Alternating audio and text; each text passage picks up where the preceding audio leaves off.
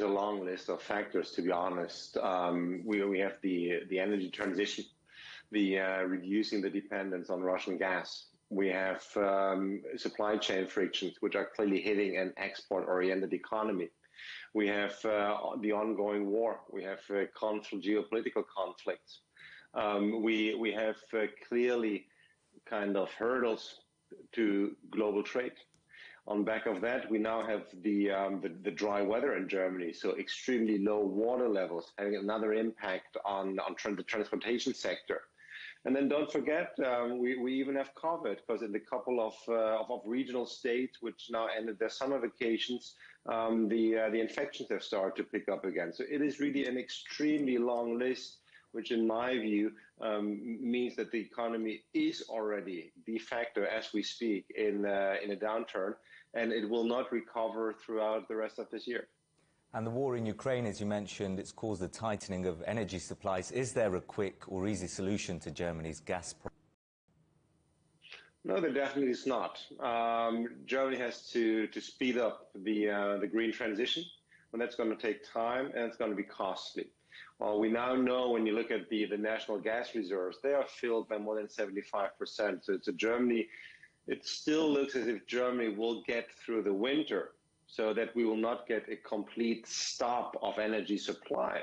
But the price effect, being confronted with high prices, is reality. Just this week, we had the government announcing a gas levy.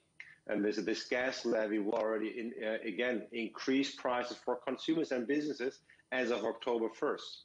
Then consumers and businesses will be facing even higher prices. So this clearly means that we can forget about private consumption.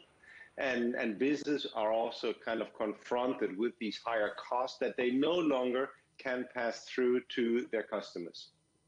And if you look at where the economy goes from here, for decades it's seemingly enjoyed the benefits of global supply chains, relatively cheap energy as well. Is there any evidence that this is going to be a wake-up call for Germany to ensure it's not as vulnerable economically in the future?